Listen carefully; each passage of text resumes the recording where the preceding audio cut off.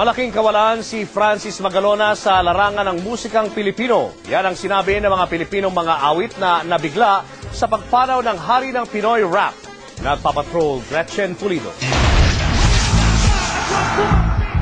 Kinilabutan si Bowie ng parokya ni Edgar sa balita nang marinig ang balitang pumanaw na si Francis Magalona. Kamakailan lang kasi sinabi ni Francis ang plano niyang magbalik trabaho kasama ang parokya. Chito, last time niya, when we played, Kiko called him saying na pare last bundok ng aakitin niya with this hospital thing. And then he's gonna go back, promises to go back. Ganyan. So parang, wow, shocking.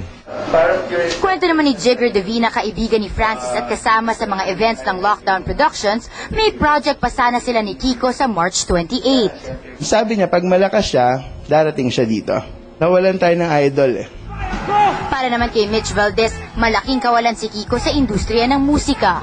He brought nationalism and it was okay to be Pinoy, it was okay to be nationalistic, it was okay to be proud of your country.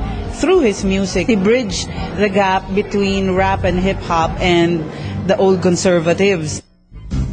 Naging makulay ang buhay ni Francis. Katunayan, hindi lamang sa kanyang mga musika ibinahagi ni Francis ang kanyang sarili, may plano pa sana sila ni Eli Buendia na magtayo ng isang foundation.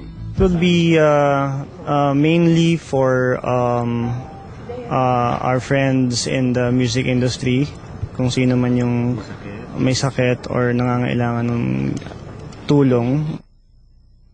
Ayon naman kay Rico Blanco, naging malaking inspirasyon si Francis sa mga kapwa musikero. Taos-puso naman nakikiramay ang mga kaibigan ni Francis sa kanyang mga naulila.